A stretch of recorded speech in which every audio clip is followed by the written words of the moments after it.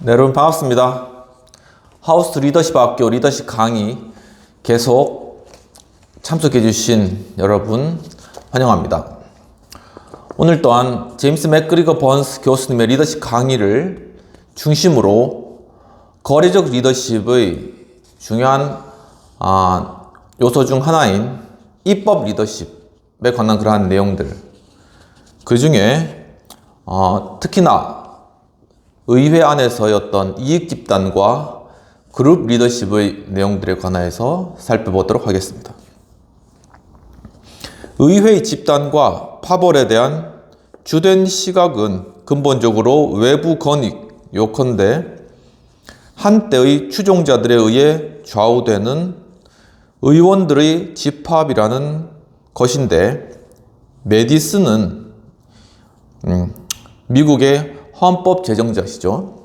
메디슨은 의원들을 각각 구분 짓는 것에 그들이 결정한 대의 명분에 대한 지지 외에 무엇이 또 있겠는가라고 말하셨다고 합니다.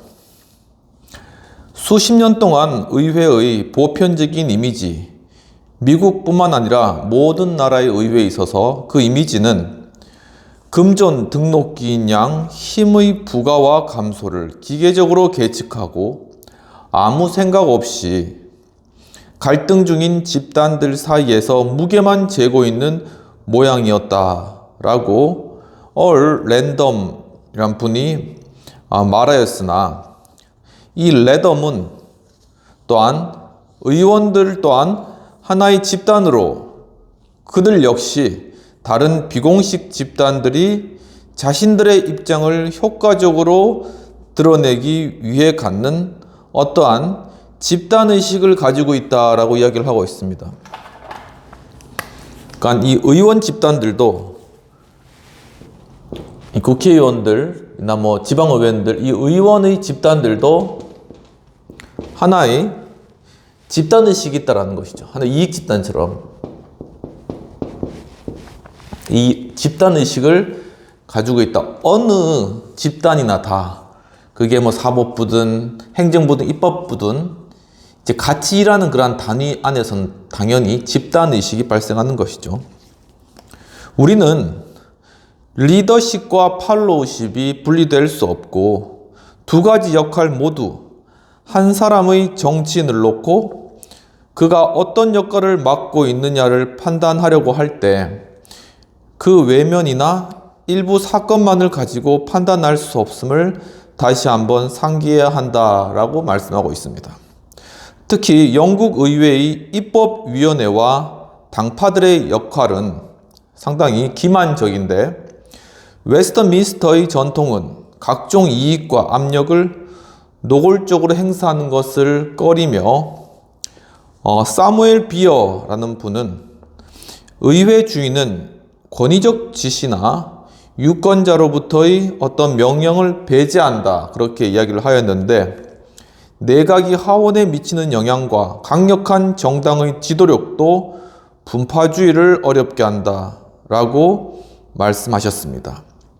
그러니까 의회주의 특징이 이 의회가 중심이 되는 그런 정치체제를 의회주의라고 하는데, 이 의회주의의 특징은 어떤 위에서 권위적으로 지시하는 것이나 아니면은 어떤 유권자로부터 어떤 명령, 이런 것들을 다 꺼리는, 배제하는 어떤 그러한 집단의 특성, 이 집단의식을 가지고 있다라는 그러한 이야기가 되겠습니다.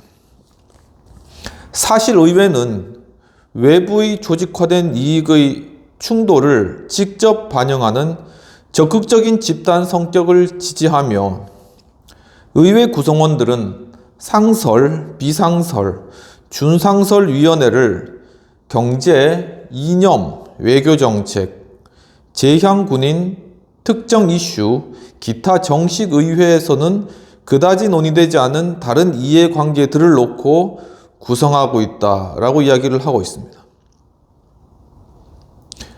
영국의 노동조합 총회가 노동당 후보들을 최소한 100여 명 정도 후원한 것은 드문 일이 아니며, 현직 의원들은 의회 내 노동당에서 활동할 뿐만 아니라 노동조합 총회와도 연결해서 특정 문제를 다루는데 사용자 쪽에서는 의원들은 대부분 이제 보수당원들은 보험, 은행업, 양주업, 출판업, 기타 업자들과 함께 일한다라고 하였죠.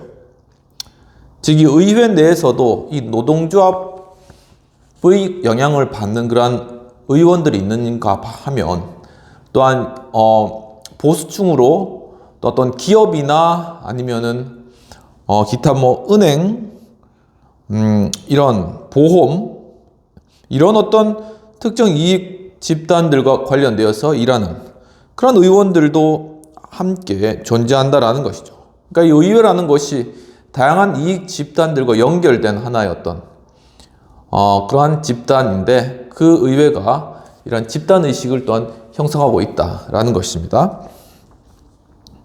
의회 의원들이 그들과 연관된 특별한 이익을 위해 활동하는 범위는 상당한 운신의 폭이 허용되는, 즉 애매모호성에 의해 인정되지만 어떤 한도를 초과할 때는 제재를 받게 되는데, 의원들은 자신의 경제적 이익을 위해 또는 그들 사업체의 이익을 위해 의원직을 이용하면 안 된다라고 이야기를 하고 있죠. 그러니까 이 이익 집단들이 이 의원들을 지원을 하고, 이 의원은 대신 이제 이익 집단들을 위해서 어떠한 영향력을 이제 의회에 행사를 하려고 하는 것이죠. 이것이 적정하게 되면 좋은데 이게 도를 넘어서면 제재를 받는다. 그리고 기본적으로는 이 의원은 이런 어떤 특정 이익을 위해서 자신의 권력을, 자신의 법안에 관한 의결권을 행사해서는 안 되는 것이 원칙이다 라고 이야기를 하는 것입니다. 그러나 그들을 지원하는 광범위한 이익단체의 지지를 위해서는 또 활동할 수도 있으며 아마도 당연히 그럴 것이죠. 예를 들면 이 의회에 대해서 한 거대한 노동조합 집단들이 있겠죠. 아니면은 사용자 단체의 집단도 있겠고, 이런 어떤 광범위한 사회적 단체 이익 집단들의 어떤 이익을 위해서는 의원들이 또 그것을 위해서 일할 수 있다라는 것이죠. 만약 광부 출신 의원이 탄광의 안정보장책의 필요성에 대해 발언하거나 전직 교사가 교사의 보다 높은 보수를 주장하는 것은 대표적으로 이러한 의원이 이러한 이익집단을 대표하는 그러한 과정의 일부로 볼 수도 있다라고 리처드라는 분이 이제 그런 내용들을 설명하였다라고 하는 것이죠. 그러나 만약 일정한 뇌물을 받고 의회에서 어떤 행동을 취한다면 그 문제는 달라지겠죠. 그 행동은 비도덕적인 것이다. 그러니까 이 의원들이 자신의 출신인, 예를 들면 탄광 출신이다 하면 이 탄광에 있는 사람들이나 안 그러면 탄광업을 위해서 이렇게 청렴하게 이것을 위해서 자신의 출신을 위해서 이렇게 대표해서 이제 자신의 어떤 법안이나 의결 이런 행사를 할 수 있는 거죠. 하지만 여기서 어떤 이익을 취하면서 이 의원이 이렇게 이제 했다. 그것은 비도덕적인 문제로서 하면 되지 않는 것이죠. 하지만 그러한 행태는 미묘한 관습과 법률상의 관용을 통해 사실상 수용되고 있다라는 것이죠. 그러니까 이제 대놓고 어떤 뇌물을 받지는 않지만 여러 이런 다양한 선들을 통해서 다양한 어떤 이해관계를 통해서 이렇게 지원을 받는 거죠. 이 관습적으로 이게 이렇게 허용되고 있다라고 어떤 실제 정치 현실적인 면들을 이 번스 교수님이 다루고 있습니다. 번스 교수님도 미국 의회에서 일을 했기 때문에 이런 상황들을 잘 아시는 거죠. 정부 기능의 일부를 담당하는 한편 정부에게 압력을 가하는 집단으로 의회에서 영향력을 떨치는 의원 모임으로는 국내 최대의 제향 군인 조직인 영국 군단 브리티시 리전을 들 수 있으며, 수년간 이 단체의 리더는 제1차 세계대전에서 한쪽 눈이 먼 재향 군인이자 보수당 의원이었던 랜 프리저 경을 들 수 있다. 그러니까 이 랜 프리저 경이 1차 세계대전 때 큰 역할을 하고 이제 재향 군인회에서 회장도 하면서 의회에서 활동도 하면서 이제 그 재향 군인들의 어떤 이익을 대표하는 그러한 인물로서 의회 내에서 활동하고 또 정부에도 영향력을 끼치는 어떠한 그러한 모습을 대표적인 그러한 예시로 들고 있는 것입니다. 이 재향 군인회는 재향 군인들에게 상위연금이나 기타 정부 지원책을 부여하도록 운동하는 것을 일반적 이익과 목표로 설정하였으며, 이 단체는 의회 내에서 하원 분과위를 구성, 거기에 모든 재향군인 출신 의원을 망라했을 뿐만 아니라 하원 의장을 명예회원으로 영입하는 등 세력을 자랑하였다. 그러니까 이 재향군인회가 의회 내에서 이제 재향군인회 위원회를 만드는 거죠. 그리고 이 위원장을 하원 의장으로 시켰다는 겁니다. 그러면 강력하지. 이 재향군인회 의회 내의 위원회가 강력할 것이고, 이 위원회를 통하여서 이제 의회에 상당한 큰 영향을 미칠 것이고, 그 이익은 이 재향군인회에게 돌아갈 것이고, 결국은 1차 대전이나 2차 대전 때 이렇게 거기서 참전했다가 이제 예편하신 그러한 군인들의 이익을 위해서 그 이익이 돌아가는 어떤 그런 형태였던 이익 집단의 모습, 그리고 이 이익 집단과 의회의 모습을 그려내고 있는 것이죠.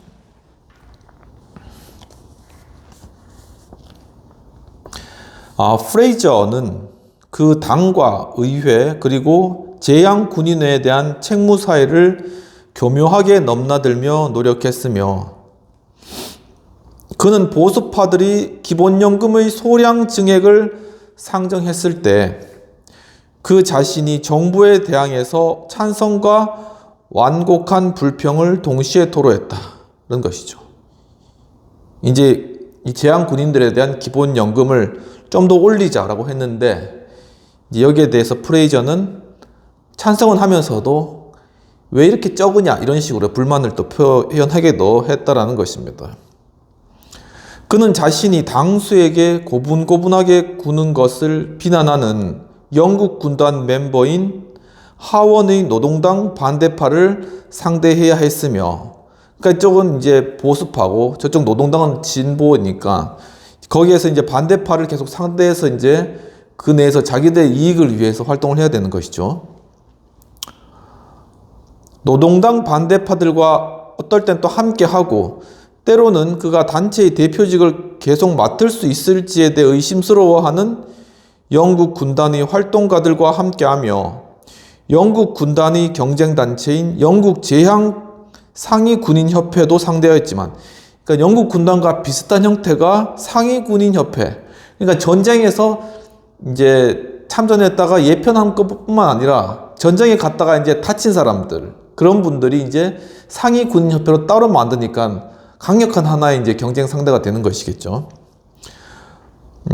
그들도 상대했지만 프레이저는 하원 역할에 대해 화살이 맞춰지면 당의 다수파와 함께했지만 특별한 경우에는 반대편에 섰고, 그는 의회 내 재향군인의회의 리더로서 리더십을 발휘하면서 보수파, 지역 민 하원 분과위원회에서 자신의 입지를 관리하였다라고 이야기를 하고 있습니다. 그러니까 이것이 바로 어떤 이익 집단의 리더십의 형태.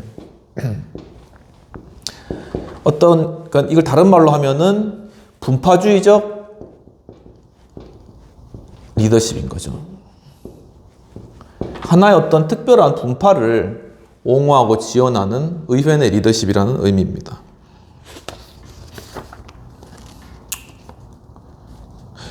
영국 군단이 웨스트민스터와 보수당 내에서 발휘했던 분파적 리더십은 내각과 다수당에 의해 허용된 유동적 리더십의 극단적인 사례를 대표하는데, 일반적으로 의회와 당의 리더십은 분파적인 리더의 주장과 요구에 매우 신중하고 그들의 활동을 구속하는 수단이 있다라고 이야기를 하고 있습니다. 그러니까 이게 하나의 어떤 당수나 아니면은 다수당, 내각 여기에서 이 유동적 리더십의 형태가 나타나는데 이 유동적 리더십의 극단적 형태가 이 분파주의적 리더십이고 이 분파주의적 리더십이 상당히 어떤 영향력을 크게 미친다라는 것입니다. 더욱이 분파와 집단 리더십에 대한 융통성은 미국 연방의회와 대부분의 주의회에서도 허용되고 있는데 지역을 기반으로 하는 의회 내 그룹 분할은 미국 의회의 주된 현상이지만 주요 두 당의 안팎에서 스코틀랜드, 웨일스의 민족주의자가 분파 행동을 하고 있는 영국에서는 별로 알려져 있지 않는다라는 것입니다. 반면 미국의 분파주의자는 보다 다양하며 보다 밀착되어 있다는 사실은 잘 알려져 있다는 것이죠. 그러니까 미국 내에서는 이 분파주의, 어떤 특정 이익 집단을 위해서 일하는 어떤 의회 아니면 의원의 그러한 어떤 모습이 훨씬 두드러지게 나타나고 있다는 것입니다. 예를 들며 미국 연방의회는 중서부 블록, 뉴잉글랜드 블록, 특히 남부 블록과 같은 지역을 중심으로 한 분파가 공식적으로 이제 구성되어 있는 것이죠. 자신들의 이의가 제기될 때면 지역을 중심으로 한 지역 분파 권력은 당의 공식적인 리더십과 구조적 갈등에 들어가게 된다는 것이죠. 그러니까 이 당이라는 것은 연방 전체를 통솔하는데 여기에 뭐 예를 들면 남부 지역의 어떤 이익의 문제가 발생했다. 그러면은 이 남부 지역의 어떤 이익의 문제로 인하여서 여기에 있는 분파주의적 리더가 이 당 전체와 하나의 어떤 긴장 관계가 이때 형성된다라는 것이죠. 이 긴장을 잘 다루면은 이 당이 하나로 이제 연합해서 잘 가지만 이 긴장을 잘 못 다루면은 여기서 이 이익 집단이 떨어져 나가버린다는 것입니다. 그렇기 때문에 이 당은 바로 이러한 이익 집단, 분파주의적 리더와 소통을 잘 해야 되고 또한 그 분파주의 어떤 이익 집단의 의견을 상당히 귀를 기울여야 된다라는 것입니다. 그러니까 이 중앙에 있는 이 당의 정당 리더십은 얼마나 고민이 많겠습니까? 이익 집단이 여기만 있는 것도 아니고 남부만 있겠습니까? 북부도 있을 거고 서부도 있을 거고 동부도 있을 거고 다 각각 다 이익 집단이 있을 거 아닙니까? 이걸 다 듣고 이제 그거를 하나라도 놓치면 안 돼. 그럼 떨어져 나가니까 또 그것을 또 잘 조정해서 그래서 또 이 각 분파주의적 리더들을 또 잘 서로 잘 달래서 이거를 하나로 묶어 가야 된다는 겁니다. 그러니까 쉬운 게 아니죠, 결코. 보통의 이 리더십이 정당 리더십에 필요한 게 아니라는 것입니다. 안 그러면은 그냥 한쪽 편 들었다가 그냥 다른 편 그냥 왕창 잃어버리게 되는 그러한 큰 손실을 입게 되는 것이죠.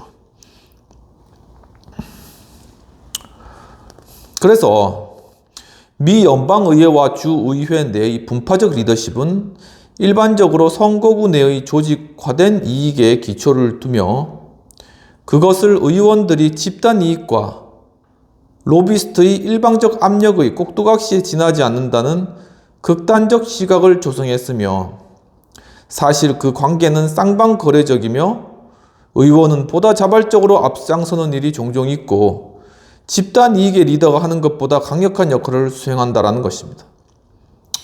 그러니까 이제 어떤 미국의 의원들이 워낙 이런 거에 이제 시달리니까 결국은 이게 어떤 미국의 의원들이 결국 이 로비스트나 아니면 어떤 집단의 분파주의적 리더하에 결국 이 꼭두각시 역할을 하는 그런 위치만 있는 게 아니냐, 이 의원의 권위 자체가 이제 좀 떨어진 거죠. 하지만 이제 번스 교수님 봤을 때 사실상은 이 의원이 그렇게 이제 꼭두가시 역할만 하는 건 아니고 서로 간의 로비스트나 아니면 다른 분파주의적 리더나 이런 사람들과 함께 이 거래적 리더십의 행위를 해나간다는 겁니다.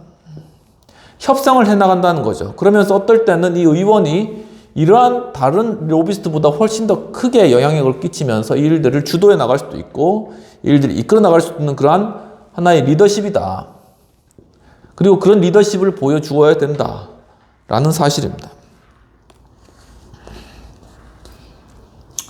의원이 앞장서는 일은 일반적으로 찾아볼 수 있는 현상으로 그들은 집단에 대한 위협을 제일 먼저 공개하는 사람일 수도 있고 커뮤니케이션으로 즉각적인 반격을 하며 로비스트들보다 더 많은 신뢰감을 갖고 관심을 촉구하게 된다는 것입니다.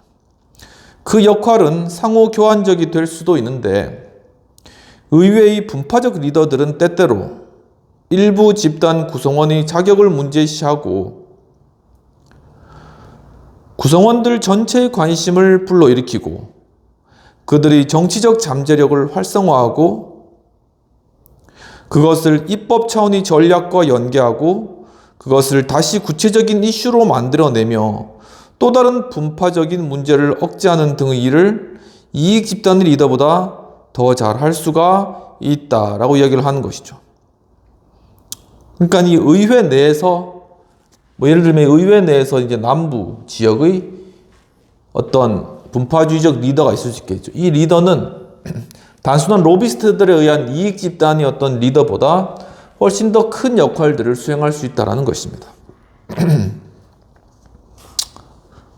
우리는 노동자, 재향군인 또는 반생체 해부론자 같은 사람들이 각기 집단 이익이 흔들릴 때 의회 사무국으로 편지와 정보를 퍼부는 일에 대해서 많이 들으며 반면 입법주의 적극적 당파들이 그들 자신과 다른 회원 사무실로 그 같은 민원이 쏟아지는 것을 차단했다는 이야기를 듣지는 못했는데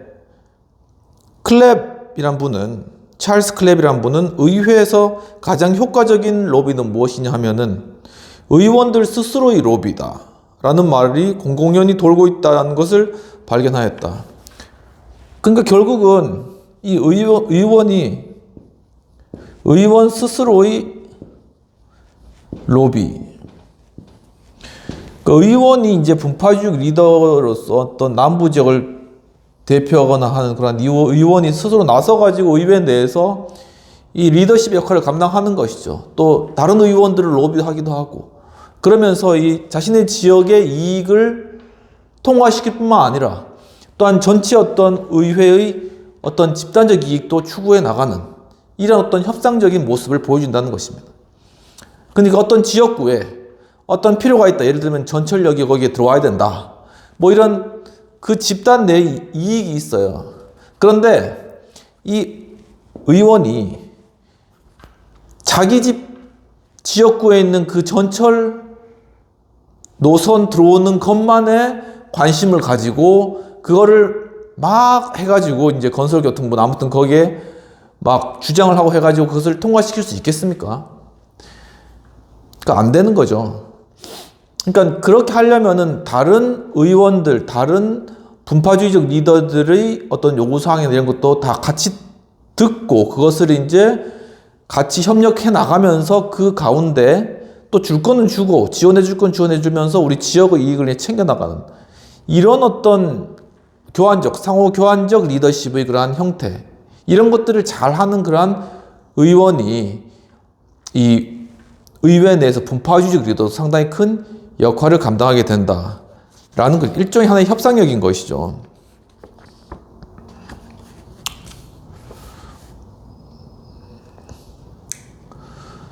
이 같은 이중의 상호작용, 실제로는 상호 경쟁하는 하위 집단들이 일반적으로 의회 내에서 참여함으로 다중의 상호작용이라고 해야 하지만 이러한 이중의 상호작용은 분파 리더들이 가정하는 역할에 크게 의존하는데 그들은 의회 내에서 자신들의 역할을 중립적인 판정자나 공평한 중재자로 간주하며 가끔 원칙주의가 미약한 의회에서의 분파적 리더는 사실 그의 집단 기준틀 밖의 문제를 거의 인식하지 못하면서 스스로를 이익 집단의 적절한 조종자로 본다라는 것이죠.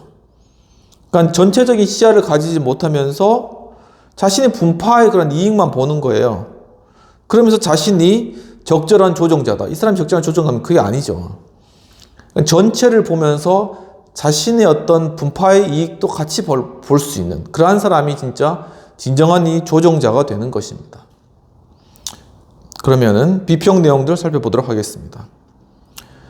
필자는 번스 교수님은 이익 집단을 대변하는 그룹 리더십들이 의회 내에서 어떻게 행동하는지를 영국 제향군인 조직인 영국 군단과 혹은 일본으로부터 항복 문서를 받아낸 이 프레이저라는 인물은 일본에게 항복 문서를 이렇게 받아낸 그런 영웅적인 그런 인물인 것이죠. 그 예를 들어서 잘 설명하고 이 그룹 리더십의 이 분파 리더십의 특징을 잘 설명하고 있고, 또한 영국의 상황과는 달리 미국 상황에서의 분파적 리더십 성격을 의원들 스스로의 로비라는 말로 하여서 그 의회 내에서의 분파적 리더로서의 의원들의 그러한 모습을 묘사했다. 이 의원이 로비를 받는 사람이지 어떻게 로비를 하는 사람이냐라고 생각할 수도 있지만은 사실은 이 국회의원이 상당히 로비스트가 또 동시에 되어야 된다라는 것이죠. 그러니까 이 의원이 상당히 협상력을 가지고 자신의 분파의 이익을 상당히 의회 내에서 다른 의원들 사이에서 그것을 호소력 있게 로비해 나갈 수 있는, 그러니까 이렇게 로비를 하려면은 좀 약간 은이 돼야 되잖아요. 상대방에 대해서는 약간 이렇게 좀 자신이 낮게 들어가야 되고 또 그 사람 필요를 잘 들어줘야 되고 바로 이런 역할들을 잘 해나가는 그런 의원이 정말 이 분파주의적인 진정한 의원이다. 그러니까 자신이 막 국회의원이라고 이렇게 목에 힘주고 그냥 아나무인으로 그냥 다른 사람들이 요구하는 것만 듣고 있는 거예요. 그렇게 해서는 안 된다는 것입니다.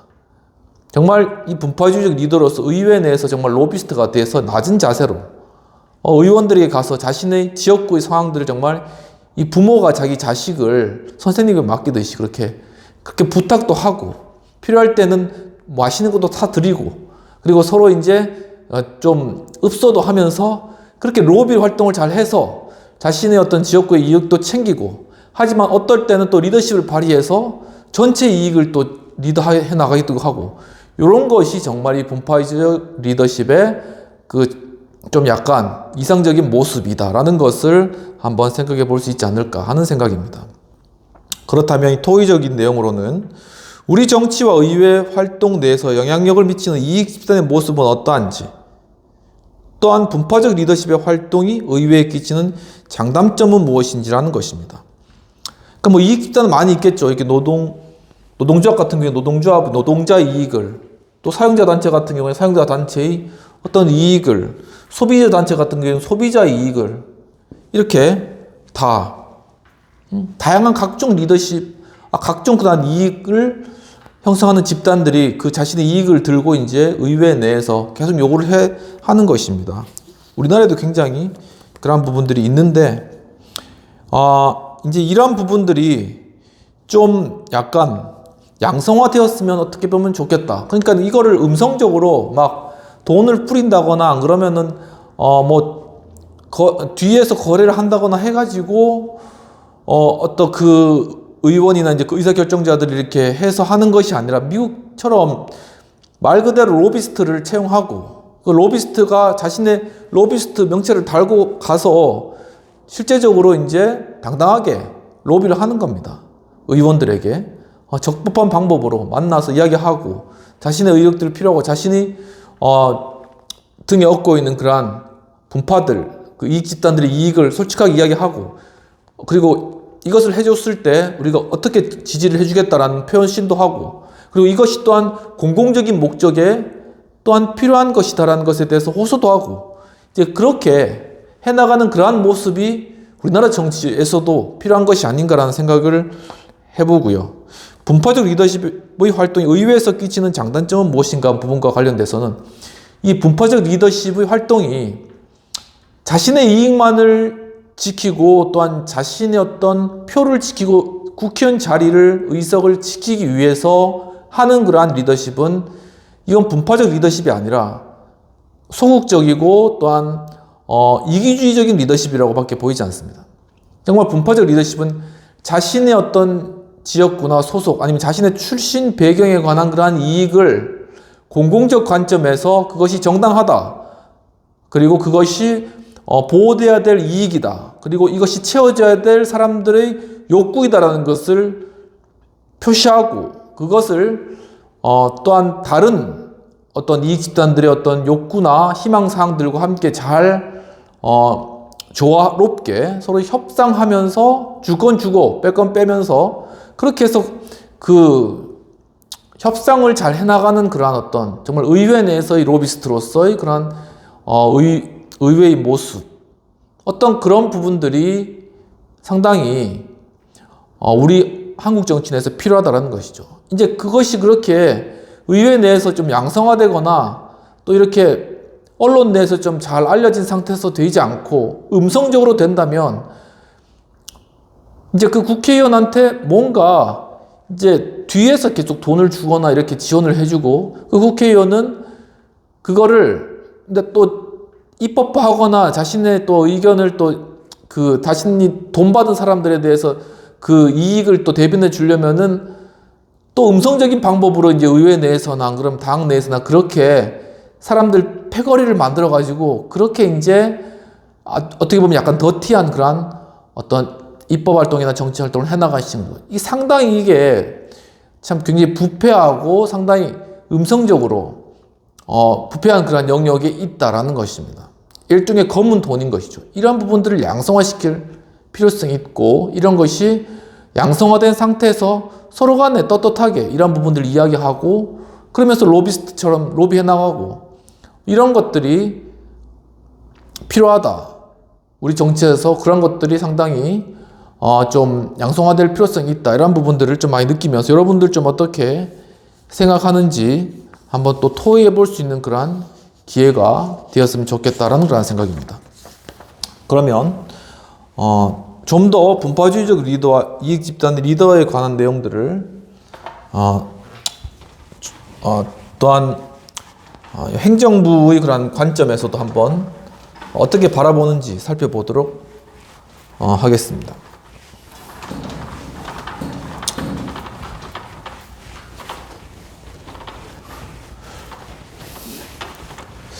참 이 로비스트 같은 이런 사람들이 상당히 좀 어떻게 보면 미국 같은 데 이런 데서는 매력적인데 굉장히 매력적이잖아요.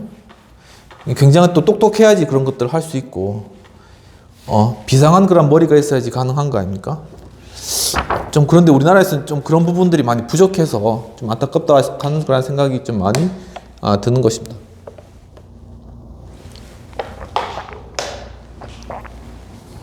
하지만 앞으로는 많이 그렇게 될 것이라 생각합니다.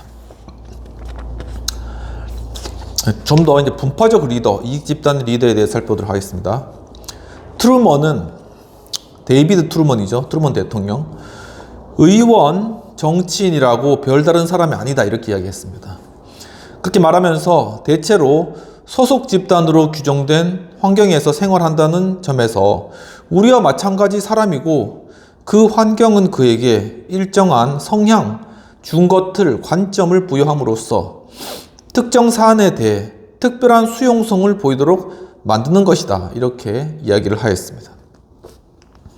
많은 의원들은 자신의 양심을 걸고 모든 투표에 성실히 임한다라고 주장을 하겠지만 그들의 양심이란 그들이 살고 있고 그들이 만들어가는 집단적 특수 환경의 산물이며 보통 의회의 분파적 리더와 이익 집단 리더는 규정된 역할에 따르지 않고 특별한 정치적 상황에 따르게 되는데 그들과 다른 사람들과의 관계는 매우 상호적이다 라고 이야기를 하였습니다.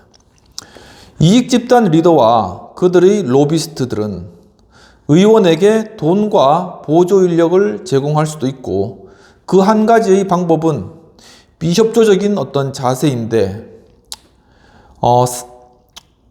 여기에 대해서 상원 의원은 로비스트가 원하는 것을 가질 수 있다. 입법권, 명성, 국가기밀의 접근권과 입법상 내부 기밀의 접근 등이 그것이다. 로비스트는 이런 것들을 한 번이 아니라 수년 동안 여러 번에 걸쳐 의원들로부터 얻어내야 한다.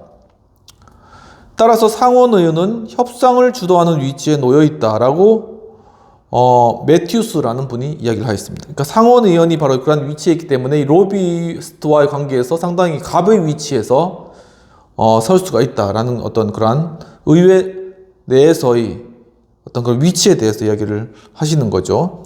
매튜스는 또한 상원의원은 로비스트가 자신들의 이익을 보호해 주도록 로비스트와의 친분 관계를 조성해 나가며, 또 로비스트들은 중대한 사안에 참여할 수 있게 함으로써 그들과 장기적인 신용관계를 세우는 데 다양한 장치를 동원할 수 있음을 밝혔다라고 얘기를 하고 있습니다.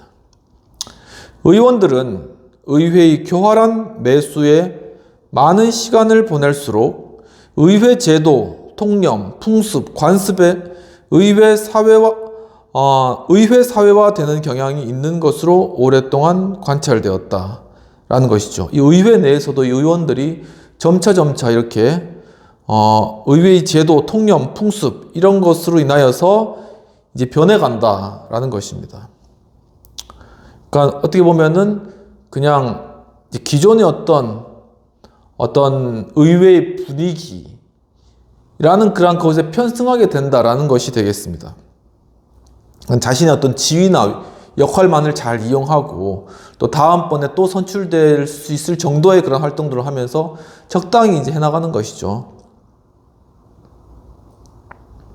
열정적인 초선 의원들은 선거 국민들로부터 얻은 포괄적 도덕적 명령에 의해서 사명감에 불타있게 마련이지만 입법 과정에서 뭔가 유효한 결과를 보려면 자신들의 목소리는 묻혀버릴 수밖에 없음을 배우게 되고 리더의 말을 듣게 되고 무엇보다도 의회의 규범과 관습을 습득해 나가게 되는데, 만약 함께 해나가기를 원한다면 함께 행동하라는 격언은 많은 나라의 의회에서 들을 수 있는 거래적 입법 리더십의 모토이다라고 얘기를 하고 있습니다.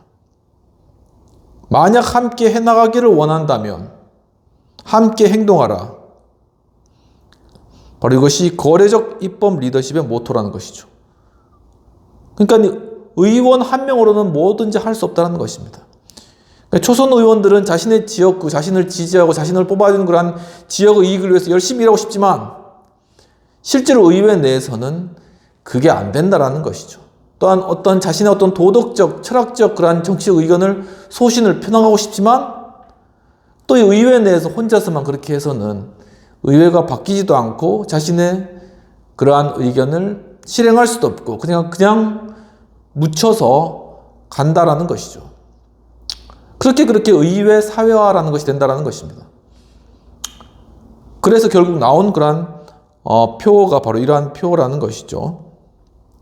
이와 같은 경향은 극단적인 경우 이미 시대에 뒤처지고 심지어는 소멸된 제도의 노예가 되는 의원들을 낳게 되지만, 이보다 잘 인식되고 있지는 않지만 일부 의원들은 의회 환경에 좌우되지 않고 자신의 목적을 향해 또는 보다 전형적으로는 제도의 요구를 산출하고 어떤 제도와 자신과는 다른 입장의 입법적 산출물에 맞서 그들의 리더십을 주장하기 위해 노력한다는 것입니다. 그러니까 그 가운데서도 소수의 의원들은 자신의 방향과 다른 그러한 입법에 대해서는 반대하고 나서면서 또한 그 가운데 자신의 목적을 향해 자신을 던지면서 정말 어떤 리더십을 발휘해 나가는 그러한 의원이 있다라는 것이 상당히 고무적이고, 이러한 의원을 좀 찾아보고 싶은데 사실 찾아보기가 힘든 것이죠. 왜냐하면 그렇게 이제 나섰다가는 이제 또 몰매맞기 십상이고 그러니까는. 근데 이런 좀 신선한 그러한 의원들이 가끔씩 나타난다라는 것입니다.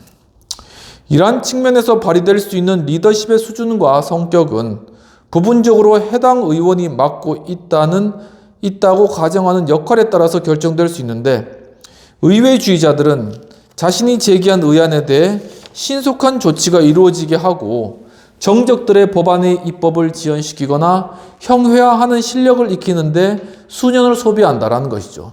상당히 초선 의원들이 들어가서 자신의 어떤 정책을, 자신의 그것을 입법하면은 정말 법률로 전국적으로 다 영향을 미치잖아요. 그렇게 하고 또한 자신의 의견과 다른 상대편의 그러한 법안을 형용화시키고 그것을 무력화시키는 그러한 것들, 진짜 이것이 하나의 어떤 입법 과정에서 의원들이 하는 것이죠. 서로 대치된 상황에서. 근데 이런 기술들을 익히는데 몇 년이 걸리기 때문에 몇 년 걸리고 이걸 좀 익히다 보면은 자신의 임기 다 끝난다는 것입니다. 그러니까 재선, 3선에서 계속 이런 것들을 익혀온 그런 의원들은 상당히 그 실력이 이렇게 출중하고 뛰어나게 되는 것이죠. 정치 프로가 되는 겁니다. 숙련된 브로커들은 의안이 의회의 미로를 통과하는 과정에서 적대적 당파들 간의 중개를 통해 수많은 기회이익을 취하고 그 과정에서 영향력을 행사함으로써 중개료를 수수한다라는 것입니다. 그러니까 이 숙련된 브로커, 지난 시간에도 그랬지만 이 숙련된 브로커가 없는 거예요. 근데 이 숙련된 브로커는 이 입법의 미로, 의회의 미로, 그러니까 이 하나의 법안을 통과시키기 위해서 일로 갔다가 절로 갔다가 좀 수정했다가 이렇게 빠져나가면서 정말 이렇게 최종 목적지까지 가는 이런 것들을 잘하는 그러한 숙련된 그러한 브로커가 있다는 겁니다. 그래서 그 과정 가운데 있는 기회이익들을 자기가 이제 수취하는 것이죠.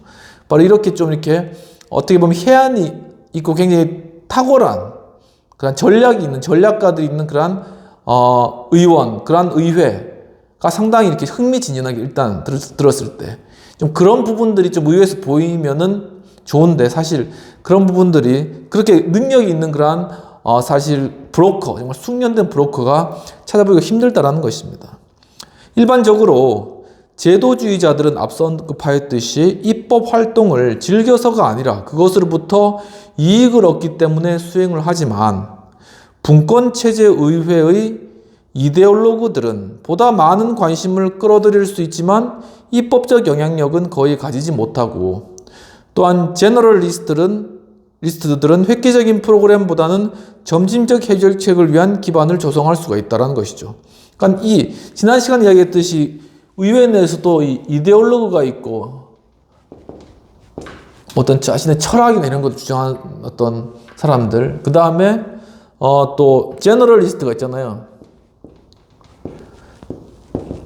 아무튼 뭐 시간이 가면 해결되겠지 하면서 계속 꾸준하게 이렇게 꾸준히 계속 입법 활동을 하는 겁니다. 성실히.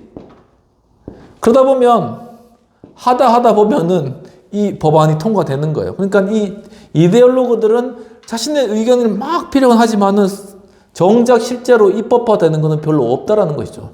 근데 이 제너럴리스트들은 그냥 꾸준히 성실히 그냥 계속 하는 거예요. 그러다 보면 언젠가는 이것이 모여서 이제 입법화가 되는 것이죠.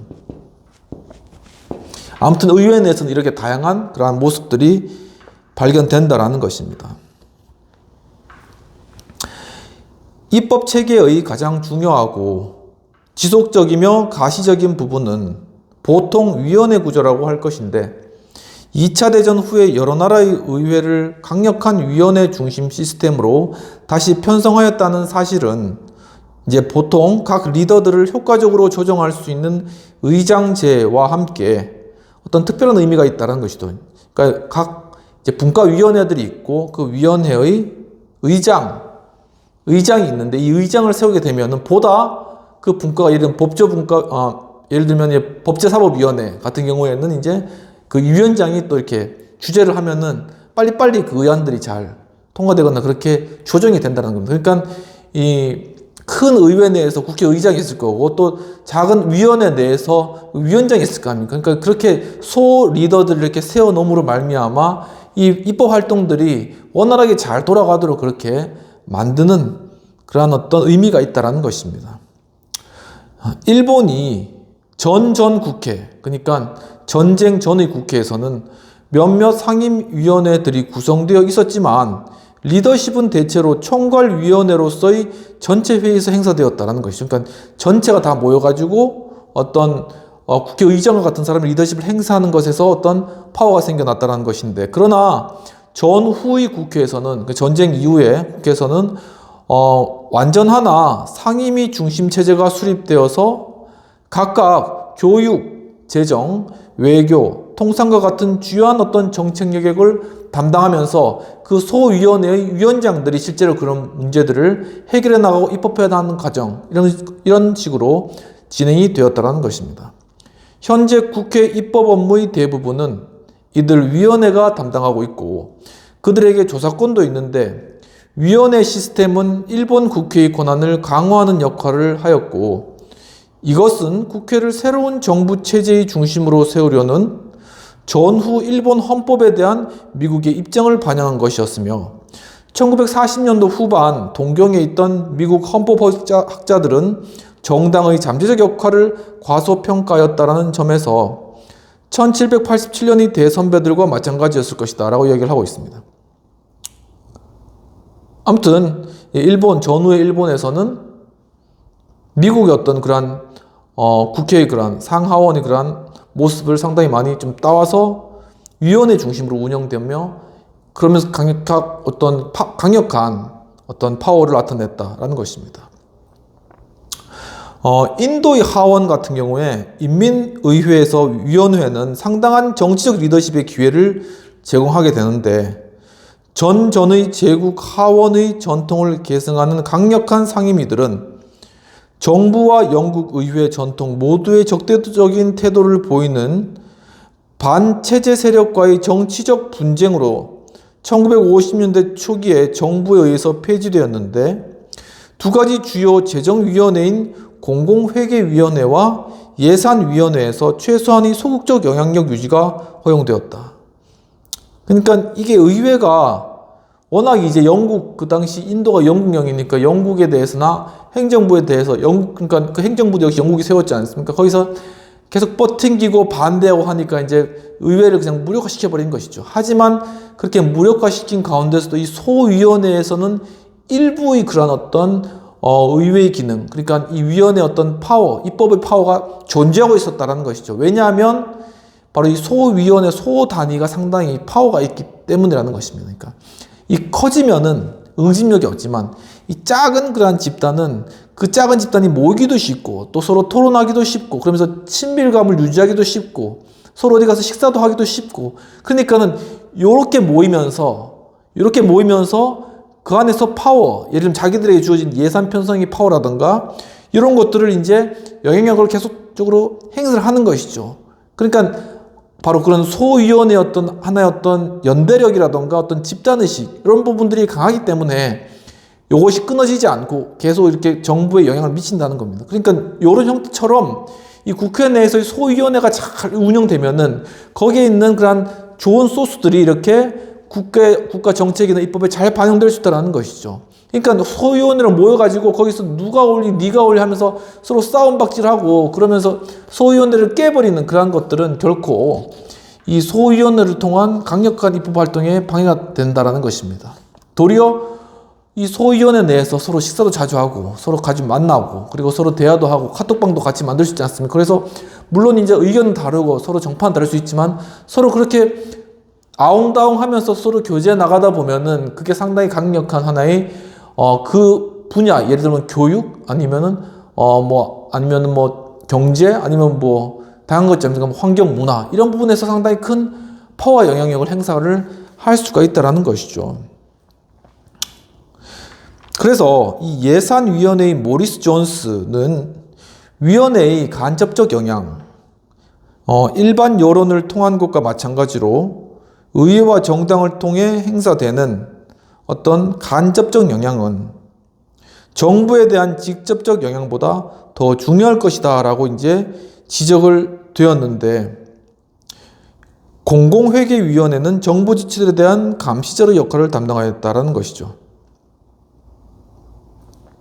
그렇죠. 이렇게 소위원회, 그리고 군대도 소대단위 합니까?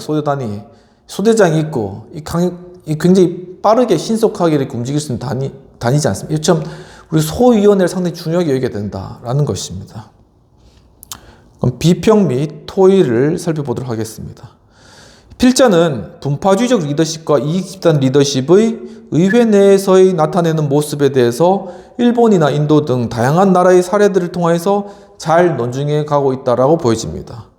우리 의회 내에서 의회와 이익집단 간이 형성된 관계 및 로비는 어떤 모습인가 라는 부분들은 뭐 각각 있을 수 있겠죠. 아까 전에 처음 시간에 생각했듯이 근데 이제 그것이 양성적이지 못하고 음성적으로 계속 뒤에서 돈 대주면서 뇌물 대주면서 아무튼 그렇게 운영되는 그 자체가 문제라는 것이 양성화될 필요가 있다라는 것이 한 가지 중요한 부분이고, 이제 또 오늘 이번에 보았듯이 소위원회, 그러니까 이 소위원회 역할들이 상당히 중요하다라는 것을 다시 한번 상기시켰으면 좋겠다. 그러니까 이 소위원회를 잘 모이고 일단은 그 다음에 서로 연대감을 가지고 하나의 위원회다. 이 위원회를 그냥 그 어떤 해당 분야, 교육이나 정치나 문화 환경 이런 부분에서 자기 의견을 막 피력하는 피력의 장애으로 생각하지 말고 서로 이것도 하나의 연대다라는 생각하에서 위원회라는 것이 그 가운데서 무엇인지 토론하고 그 가운데서 해서 결론을 도출해 나가는 그러한 것들이 필요하다. 근데 이게 왜 되지 못하느냐 하면은 이런 소위원회에서 소규모 그룹에서 디스커션하고 서로 이제 의견이 다름에도 어떤 결론을 도출하는 과정을 해본 적이 없거든요. 해본 적이 없으니까는, 그리고 그 소집단의 중요성을 알지 못하니까 그냥 그 자리가 하나의 자기 국회의원으로서 한마디 하는 그런 자리가 되는 겁니다. 그러니까 바로 이러한 소위원회, 소규모 그룹에서의 어떤 디스커션이나 어떤 결론을 도출하는 것이나 어떤 그런 연대감을 형성한다는 것이나 이런 부분들에 대한 기본적인 훈련들을 미리 국회에 입성하기 전에 다른 정치학교들이나 아니면 다른 어떤 교육기관이나 아니면 다른 모임에서 잘 훈련받고 잘 훈련된 상태에서 진출해서 거기서 이제 토의를 해나가면은 과거에 해왔던 그러한 것들을 통해서 배운 소위원회, 소그룹의 어떤 파워나 힘이나 연대나 그러면 거기서 중요성을 인식하기 때문에 이 국회 내에서 정말 중요한 그러한 한 국가의 파트를 맡는 그 소위원회가 굉장히 파워풀한 그러한 위원회로서 기능할 수 있게 될 것이다 라는 그러한 내용이 되겠습니다. 그러면은 이러한 부분들을 가지고 미국의 상임위원회를 한번 살펴보면서 좀 더 깊이 논의해 보도록 하겠습니다.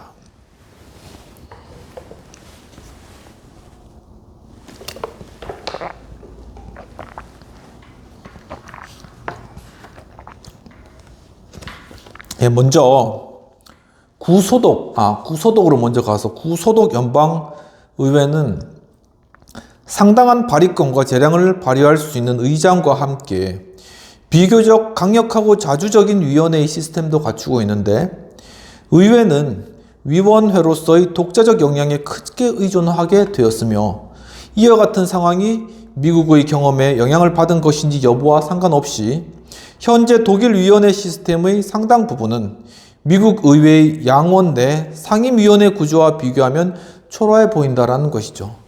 그러니까 이 미국을 사실 이끌고 그 입법부를 이끌고 있는 것이 바로 이 상임위원회라는 것입니다. 이것이 사실은 그 미국을 모든 각 영역의 국방, 교육, 환경 이런 모든 부분의 경제 그것의 핵심을 이 입법부의 상임위원회가 담당하고 있다는 사실입니다.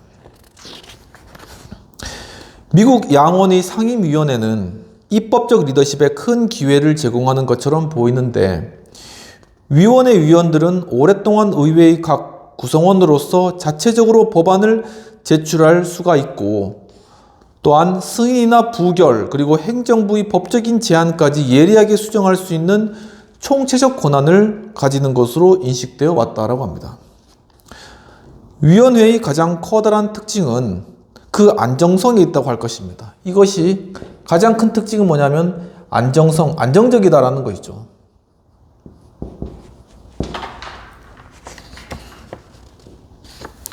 위원들은 지속적이고 예측 가능한 권한의 작은 구조, 전반적인 입법 체계의 견고한 부분인 구조 체계를 대표하며 따라서 상원의 옛 외교관계위원회와 운영위원회는 정치적 독자성, 가시성, 이제 가시성이라는 것은 그들이 원할 때는 반대로 외부에 드러나지 않을 수도 있는 그런 어떤 가시성, 그리고 행정부와의 연계, 폭넓은 관할권과 이들 위원회가 계속 축적해가는 입법 경험을 통해 정치권의 변화와 새로운 행정부 구성, 입법부 자체의 개편에도 아랑곳 없이 독자적인 태도를 견지할 수 있는 것으로 유명하다라고 했습니다. 그러니까 이 상임위원회라는 것이 그냥 어떤 국회의 하나의 작은 위원회가 아니라 하나의 미국의 입법 시스템에 있어서 오랜 전통을 가진 그러한 위원회 그 자체가 하나의 전통인 거예요. 계속 그렇게 이어져 내려오는 그러한 위원회이다. 즉 외교관계위원회라든가 아니면은 운영위원회 이런 것들. 오랜 그러한 전통을 가지고 있다는 것이죠. 거의 200여 년 동안 미 의회가 그러니까 기본적으로 위원회 자체의 영향력과 독자성에 위협이 없이 그 미 의회가 계속적으로 위원회를 재구성하고 개혁한 것은 널리 알려져 있다는 것입니다. 그만큼 위원회가 중요하기 때문에 그렇다는 것이죠. 이러한 위원회의 안정성을 보장하는 것 중 하나는 위원회의 외형상의 리더들, 그러니까 위원장, 위원회의 다수당과 소수당 간사들이 있겠죠. 그리고 분과위원회의 위원장 등 이러한 리더들이 지구력과 예측 가능성을 지니는 그룹 차원과 개인 차원의 세력 범위를 만들 수 있다는 점이 지적되었다. 그러니까 이게 바로 이 리더들이, 이 상임위원회의 리더들이 하나의 어떤 지구력을 가지고 또한 예측 가능성을 지닌 그룹이라는 것입니다. 그리고 개인 차원의 어떤 세력 범위도 만들 수 있다. 여기 안에서 같이 교제하면 좀 더 가깝잖아요. 위원들끼리. 그러면서 그 가운데서 서로 이 위원들끼리 친밀해지면 그것이 하나의 세력 범위가 되는 겁니다. 그러면 그 세력 범위를 통하여서 의견들이 합쳐지면 그 파워가 굉장히 크게 나가는 거죠. 소분과위원회라던가 그것을 통해서 이제 이루어진 그 의견이 상임위원회에서 종합돼서 그것이 이제 의회에 제출되면 굉장히 강력한 파워로 거기에서 행사될 수가 있다는 것입니다. 이러한 경향은 가끔 예외는 있긴 하지만 해당 위원회에 오래 소속된 의원들에게 위원장직 또는 각 당 간사직 등을 부여하는 것이 불문율이기 때문에 매우 특별한 중요성을 띠며 또한 이 같은 연륜 우대제는 많은 상원 의석과 대부분의 하원 의석에서 일당주의를 지향하는 추세를 나타낸다는 것이죠. 보면은 여기서 이 위원장들은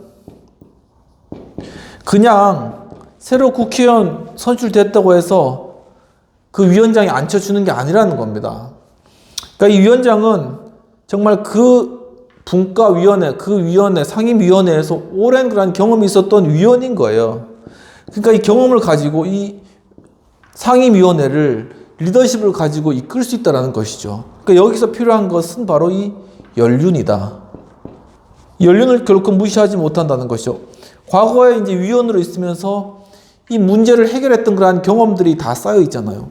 그것이 이제는 위원장이 되어서 강력한 하나의 리더십으로 나타남으로 말미암아 여기에서 각 당의 간사들이 또 있고 또한 위원들이 있지만 이 의견을 합쳐가지고 어떤 법안을 이끌어내는 그런 의미에서 이 위원장이 상당히 연륜 있는 사람으로 앉히는 것은 오랜 하나의 미국 의회의 불문율이었다는 것이죠. 바로 이러한 전통이 이것이 이제 하나의 전통이 되는 것이죠. 이러한 전통이 미국 의회를 이끌어왔다라는 사실입니다.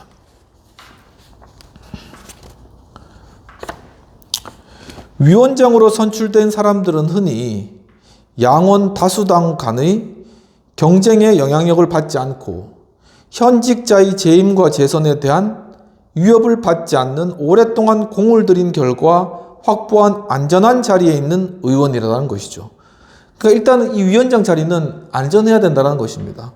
그러니까는 자신의 자리가 일단 안전하기 때문에 자신이 이 위원 내에 있는 그런 각 분파의 어떤 영향력에도 영향을 받지 않는 그런 중립적 위치를 지킬 수 있는 것이고, 그리고 그 가운데 이제 이걸 잘 이끌어서 결론을 도출할 수 있는 것이죠. 아무튼 이 안전한 그런 위치에 있는 사람이 이 위원장에 앉아야 된다라는 것이고, 필연적으로 위원장에게 다소의 능력만 있어도 그는 위원회의 입법 내용과 과정을 제압할 수도 있고, 의회의 다른 중추적인 역할을 하는 위원회와 거래할 수도 있는 정치적 화폐인 입법 자원을 소유하게 되며, 위원회의 권력은 의회의 상호작용, 중개, 교환의 업무 체계로부터 파생되며, 위원장은 대부분 입법 자원을 주관한다. 이 위원장이 입법 자원을 주관한다는 건 무엇이겠습니까? 자기 상임위원회에 속한 그런 의원들의 표를, 의사결정의 표를 이 사람이 행사한다는 것입니다. 그렇기 때문에 이 위원장은 결국 위원장이 바라는 대로 이 입법 자원들을 가지고 입법의 방향에 맞게 나아갈 수가 있다라는 것이죠. 의회의 재정위원회, 상원재정위원회나 하원재정위원회나 상하원 지출위원회는 어떤 위원회보다도 더 영속적으로 예측 가능하며, 재정위원회의 위원장은 어떤 위원회의 위원장보다 잠재적 영향이 막강하다. 왜냐하면 이 돈을 가지고 있는 위원회에서 위원장을 맡고 있거든요. 그러니까 이 돈을 어디에 쓸지를 결정을 할 수 있는 권한이 막강하다는 것입니다. 당연히 그렇겠죠. 행정부에 있어서도 재경부가 파워를 가지고 있지 않습니까? 이처럼 의회 내에서도 이 재정위원회가 강력한데, 이 재정위원회가 이 국가 예산을 가지고 그 위원회 내에서 결정을 해나가잖아요. 그러니까는 그 재정위원회의 위원장의 그 역할이 얼마나 중요하겠습니까? 그러니까 이 입법부의 재정위원회의 그 위원장의 역할을 누구를 시켜야 될 것인가?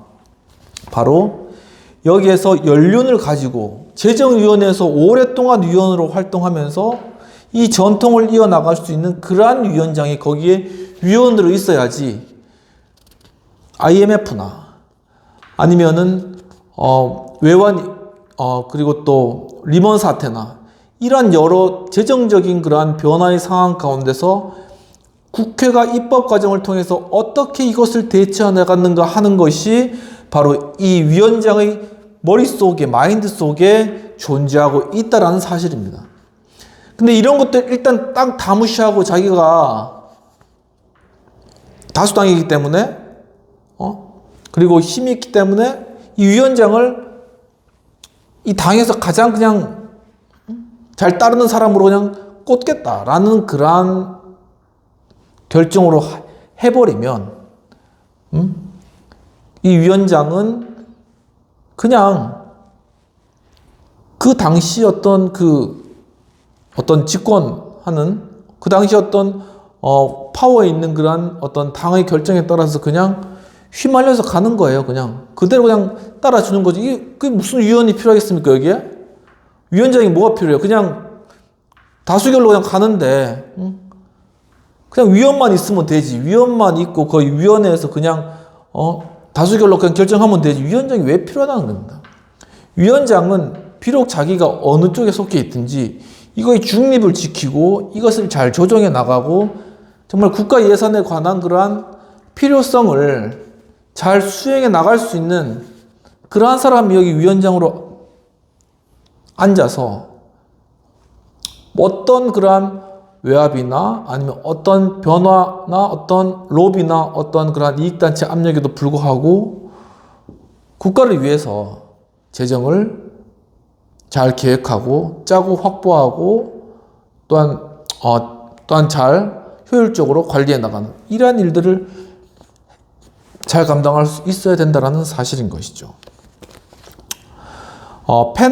리처드 펜노에 의하면은 하원운영위원회의 위원장은 위원회를 소집할 수 있으며 의제를 수정할 수 있고 회의를 통솔하며 그가 필요하다고 판단되는 소위원회를 조직할 수가 있고 다수당의 의원을 소위원회의 위원으로 임명할 수도 있고 다수당의 의원을 소위원회의 위원장으로 임명할 수 있다라고 하였습니다. 또한 그리고 평의원에게 정식 지명을 통하여 세출 예산안을 제안할 수도 있으며 청문회로부터 법안의 최종 거래 단계에 이르는 위원회 업무의 진행 상황에 대한 감독권을 행사할 수도 있고 세출 예산안이 하원에 제출될 시기를 결정하고 상원과 교섭하여 협의회의 시기를 결정한다. 이거 얼마나 중요한 그러한 역할들을 바로 이 운영위원회 위원장이 감당하고 있는 것입니까?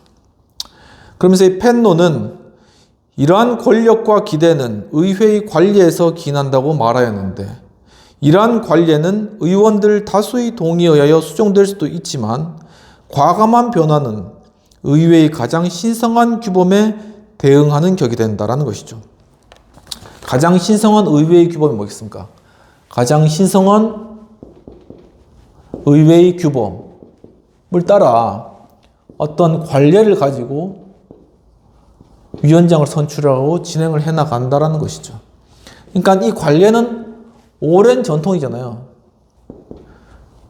바로 이러한 미국의 오랜 그런 입법부의 전통의 결과 이 미국의 전체 예산이 집행된다라는 것이죠.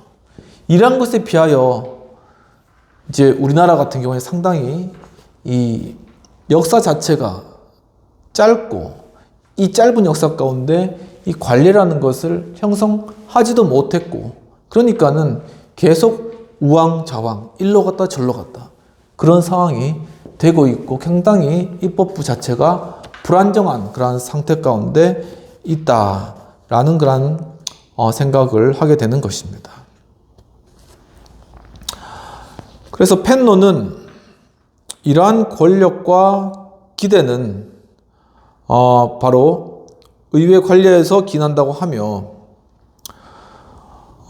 하원 운영위원회는 1세기 전 윌슨 대통령 다 아시죠? 이제 미국의 28대 대통령 1913년에서 1921년까지인데 28년 그러니까 8년간 재직한 대통령인데 1856년 출생으로 1924년 이제 돌아가신 분이고 또한 이제 정치가로서뿐만 아니라 이상주의자고 또한 학자로서 유명하고 1886년에 존스 홉킨스에서 대학에서 박사학위를 이제 받았고 프리스턴 대학 총장을 또 지냈고 근데 이제 특징적인 건 뭐냐면 이분이 정치에 의해 행정이 지배되는 것이 불합리하다고 하여서 이 정치하고의 행정을 분리를 주장했다는 거죠. 이것을 박사학위 논문으로 제출했는데 이것이 근대 행정학의 효시와 같은 개념을 제공한 것으로 아주 유명하다고 합니다. 근데 그 이제 윌슨 대통령이 상임위원회에 의한 정부라고 비난받은 극단적인 예가 있다고 합니다.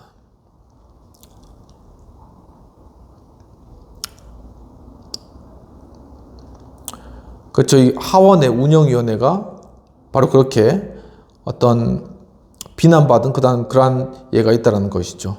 윌슨 대통령은 하원 운영위원회 위원장의 비통합적인 업무 수행을 영국 내각 책임제에서의 중앙집권 체제와 비교하였고 미국, 프랑스 그 외 주요국들과 비교할 때 영국은 전통적으로 상임위원회에 막강한 권력을 부여하지 않았기 때문에 윌슨의 그 같은 지적은 놀라울 것이 없다라고 보았습니다.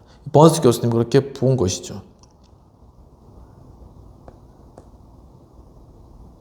영국의 하원위원회는 법안을 취하할 수도 없고 무기한 연기할 수도 없으며 하원위원회는 입법에 관한 총체적인 내용보다는 특정 사항이나 전문적인 사항의 업무를 담당하는데 간단히 말하면 내각과 정부의 지도부는 상임위원회가 그들의 직권을 위협할 수 없게 하였다라는 것입니다. 그러니까 영국 내에서는 상임위원회의 역할이 그렇게 크지 않고 또한 그것이 큰 영향력을 행사할 수도 없는 그러한 시스템이었다라고 이야기를 하는 것이죠.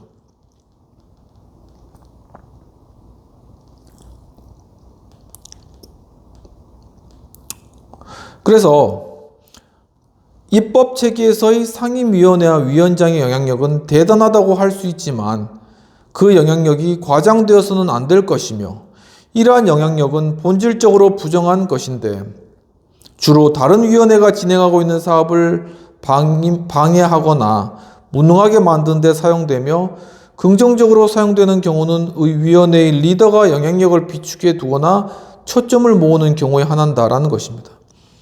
그러니까 이제는 이 국회의 상임위원회, 이 위원회를 통하여서 위원장의 어떤 권력을 통하여서 그것이 그 본래의 권한 이외에 다른 어떤 분과나 혹은 정부에 너무나 큰 영향력을 미치게 되므로 도리어 해악을 끼치게 되는, 그러니까 윌슨 대통령이 그 박스노무원에서 이야기한 것과 같이 어떤 지점에 있어서는 행정부와 입법부가 서로 분리되어서 운영되어야 되지만 이 입법부와 또한 상임위원회가 행정부를 갉아먹는, 행정부를 침해하고 침탈하는 그러한 행위가 발생할 수 있는 것에 대해서 경계하고 있다는 것입니다. 위원회 리더의 권력은 입법부 전체에 분산되어 보이지 않게 작용하기 때문에 다소 영향력이 있어 보일 수 있으나 위원회 리더십에 대한 제약은 의회의 전체적인 제도 구조와 의회의 정치적 환경인데, 즉 재주 있고 통솔력이 있으며 교묘한 위원회 리더들은 축제와 중계에 매우 숙달되어 있으나 직접적인 정치적 효과를 넘어서 광범위하고 창의적인 통솔력을 발휘하는 데는 제도적인 압박으로부터 벗어날 수 없다라고 하고 있습니다. 어떤 한계가, 제도적인 어떤 한계 안에서 그것이 그 어떤 위원회 리더로서의 역할들이 어떤 그 안에서 이루어져야 된다라는 그러한 것입니다. 바로 이러한 이유 때문에 윌슨 대통령은 국회에 엄청난 권력이 축적되어 있지만 국회에는 권위 있는 리더도 없고 대원칙을 구현하는 국가적 차원의 리더도 없으며 다만 귀족 나리들이나 장원 영주의 집단이라고 비판하였다고 합니다. 그러니까 상당히 이 윌슨 대통령이 통찰한 것이죠. 그러니까 어떤 의회의 어떤 그러한 입법 리더십이 또한 상임위를 통한 어떤 리더십이 국회 내에서뿐만 아니라 행정부까지 침해하고 들어오면서 아주 어떤 권위 있는 리더십이라던가 국가천 리더십을 도리어 침탈하고 그러한 리더십과 전혀 관계없이 그냥 자기의 어떤 귀족 나리들, 장원 영주 이런 것들과 같이 자신의 어떤 이익이나 집단 이익만을 그냥 고수하는 어떤 그러한 집단적인 어떤 모습으로 그렇게 어떤 국가의 어떤 정부, 행정부의 그런 어떤 행위를 제한하거나 거기에 대해서 방해하거나 이런 것들이 발생하기 때문에 아주 윌슨 대통령이 거기서 비판을 가한 것이죠. 마치 봉건제를 연상케 하는 이와 같은 분산된 권력은 거래 체계를 위해서 만들어졌고 아직도 여전히 많은 의원들이 이 같은 행태를 취하고 있는데 가장 유력한 위원장이라 할지라도 제도적 또는 환경적 세력에 압도될 수 있으며 펜노는 하원운영위원회의 위원장은 영향력을 행사할 수 있는 대단한 잠재력을 가졌지만 국회의 규범에 맞춰 본분을 다하는 정도에 따라 잠재력의 실현 정도가 좌우된다고 지적하였다고 합니다. 그러니까 본인의 본분을 다해야 되는 거예요. 본인의 본분을 다하지도 못하고 그것을 본분을 넘어서 행동하는 것은 상당히 어떤 제도를 벗어나는 그런 행동이라는 것입니다. 또한 위원장은 연륜 존중의 불문율을 준수해야 하며 자신의 권력을 부당하게 확대시켜서도 안 되고 동료들과 타협하여야 하며 중요한 결정을 내리기 전에 자문을 구하여야 하고 가능한 당리당략을 우선시하는 자세를 가지도록 노력해야 된다라는 것입니다. 그렇기 때문에 위원장은 사람들을 올바로 다룰 수 있고 자신의 권한을 올바로 사용하여야만 영향력을 펼칠 수 있으며 이는 소위원회의 장이 위원회의 장을 평가하여 남긴 말인데 이것이 운영위에서의 진실이라면 의회 내 다른 위원회에서는 더욱 진실이 될 것이다라는 것이죠. 이 말은 뭐냐면은 이 상임위원회 아니면 운영위원회의 위원장이 자신의 본분을 넘어서 제도의 한계를 넘어서 그냥 자신의 권력을 그냥 휘두르면서 이 위원회를 그냥 좌지우지하는 거예요. 그러니까는 옆에서 봤을 때 소위원회 위원장이 봤을 때 저건 아닌데 라고 해서 한 이야기라는 것입니다. 그러니까 운영위원회가 그러니 다른 위원회가 어떻게 했느냐 하는 것입니다. 그 말은 즉슨 뭐냐면은 이 위원회, 각 위원회에 연륜이 있고 경험이 있는 위원장이 자신의 어떤 제도의 범위 안에서 자신의 어떤 역량을 살펴서 입법 활동을 하는 것이 아니라 그 위원회를 그냥 좌지우지하고 흔들 수 있는 그런 위원장을 심어서 그래서 그 내에서 그 위원장의 의견에 따라서 입법 활동이 이루어지도록 그냥 강압해 나가는 그것을 통하여서 그 국회뿐만 아니라 행정부의 어떤 행위를 방해하거나 침해하는 그러한 행위들이 이루어진다면 그건 진정한 리더십이 아니라는 거라는 것이죠.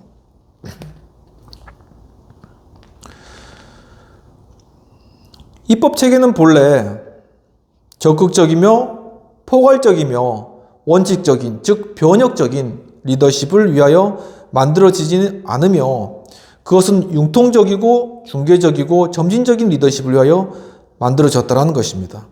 그러니까 어떤 변혁적이고 어떤 것을 바꾸는 그러한 리더십이 필요한 게 아니라 거기에서는 도리어 융통적이고 중개적이며 점진적인 리더십의 모습이 더 필요한 것이 국회 내 혹은 상임위원회, 각 위원회의 리더십의 역할이다라는 것입니다.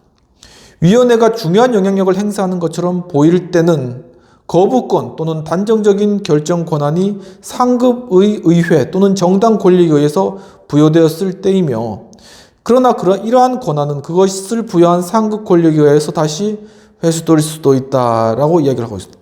위원회가 강력한 권한을 갖고 있지만 그 위원회가 그 권한을 가지고 함부로 남용한다면 그것은 그 위원회의 그러한 범위를 넘어서서 행하는 행동이다라는 것이죠. 그럼 비평의 내용들을 살펴보도록 하겠습니다. 번스 교수님은 입법기관 내 위원회의 기능과 위원장 역할에 대해서 독일과 미국의 예를 통해서 잘 설명하고 계시고 특히 우드로 윌슨 대통령이 의회에 대하여 언급한 말을 인용하면서 의회가 최고의 권력을 가지고 있다 하여도 그 의회가 행하는 권력의 한계가 분명히 존재하고 행정부의 고유한 권한에 대한 의회의 월권적 침해에 대해서 경계하고 있음을 밝히 보이고 있는 것으로 보여집니다. 그럼 토의의 내용을 살펴보도록 하겠습니다. 우리의 정치 현실 내에서 의회 내의 위원회의 기능이 가지는 위치는 어떠하며 그러한 위원회의 운영에 있어서 문제점이 있다면 무엇이라고 생각하는지 또한 의회의 행정부에 대한 견제와 월권의 경계선은 무엇이라고 생각하는지 하는 부분들입니다. 첫 번째 부분에 대해서는 지난 본 강의에서 설명드렸듯이 지금 우리 의회 위원회 같은 경우에 여기 보여주는 미국의 위원회의 어떤 위원장의 리더십과 또한 경륜과 또한 관리에 따른 입법 활동의 진행이 이루어지지 않는 것으로 보여집니다. 오직 국회의원회가 어떤 이익과 어떤 목표를 향하여서 위원장을 자리에 앉히고 그리고 그 위원장이 자신의 의사에 따라서 그 위원회를 형식적으로 인도하는 것이죠. 그건 리더십이라고 볼 수 없다는 것입니다.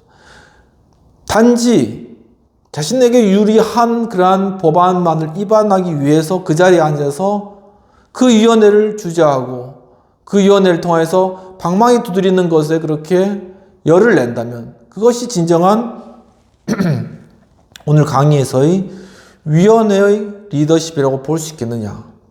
전혀 볼 수 없다는 것이죠. 또한 오늘 이야기했듯이 미국 의회에서 불문율로 지켜지고 있는 상임위원회나 위원회의 위원장의 어떤 연륜이나 경륜의 그러한 부분들은 전혀 고려하지 않은 채 그것과는 상관없이 어떤 이익을, 어떤 목표를 달성하기 위한 그러한 거기에 가장 합당한 사람을 거기에 꽂아 넣는, 앉히는 그러한 방식의 위원회는 국회 본래의 위원회의 모습과는 상당히 거리감이 있다.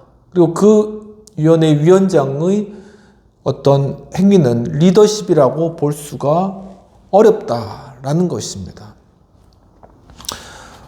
그리고 의회와 행정부에 대한 견제와 월권의 경계선 부분에 관하여서 우드로 윌슨 대통령이 이야기했듯이 그가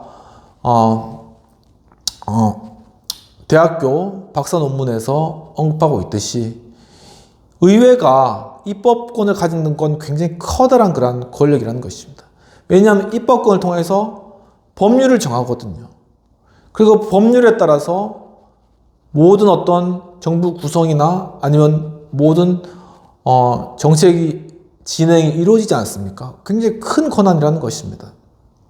하지만 이 입법부의 권한은 이와 같이 적법한 법을 통하여서 입법 행위를 통하여서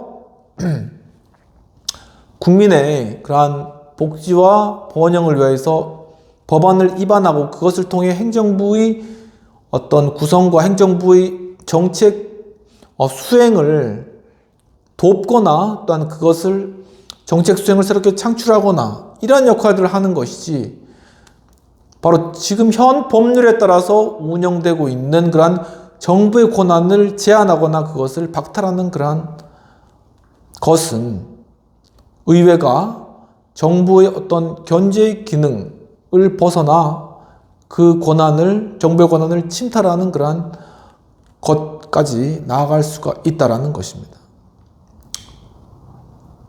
바로 이러한 부분들을 우드로 윌슨 대통령이 알았기 때문에 그것을 자신 박사 논문에서 피력하였고, 이제 그것이 하나의 어떤 행정학의 효시가 된 것이죠. 바로 이렇게 행정이라는 그러한 부분에 있어서 그 독자성과 또한 그 정책 집행에 대해서 가지는 그런 고유의 권한에 대해서는 그것을 존중하고 인정해 주어야 된다라는 것입니다. 특히 대통령제 국가의 어떤 체제 하에서는 행정부와 입법부가 각각의 민족 정당성을 국민들로부터 얻었기 때문에 그 각각 고유의 권한 범위에서는 서로가 서로를 견제하되 서로가 서로를 침탈하는 행위는 곧 스스로의 민족 정당성을 남용하거나 그것을 포기하는 그러한 행위가 될 수 있다라는 그러한 사실들을 한번 생각하면서 이 부분에 대해서 또한 토의해 볼 수 있는 그러한 기회들이 있었으면 좋겠다라는 그러한 생각입니다. 아무튼 지금 여러 가지 정책 상황들이 많은 변화가 있고 또 이 가운데서 굉장히 우리가 기존에는 경험해보지 못한 그런 어떤 민주주의적인 커다란 그런 바퀴가 돌아가는 그런 느낌입니다. 과연 이 가운데 정말 우리가 이것을 극복하고 또한 정말 우리 민주주의의 어떤 그러한 체계, 어떤 그러한 기반을 지금 다시 한번 재고하고 살펴보는 그러한 기회가 되어서 이제는 보다 이것이 하나의 든든한 이 대한민국이 앞으로 나아갈 그러한 것을 위한 하나의 기반을 든든히 하고 그 가운데서 이 대한민국이 이제는 정말 미국과 같이 오랜 전통을 가진 그러한 정치적 안정성, 이 정치적 안정성 하에서 더욱더 발전하는 그런 하나의 기회가 되기를 간절히 기원하고 또 오늘 수업을 마치도록 하겠습니다. 장시간 또 이렇게 시청해 주셔서 감사드리고 한 주간도 평안하시고 특히나 지금 우리가 또 경험해보지 못한 한파가 지금 닥쳤는데 항상 이렇게 난방 또 이제 그것 때문에 너무 해서 또 이렇게 화재 위험도 있으니까는 주의하시고 또 감기 요즘 또 독감 A형 또 독감 유행인데 감기 조심하시고 건강 잘 유의하시고 다음 주에 또 뵙도록 하겠습니다. 감사합니다.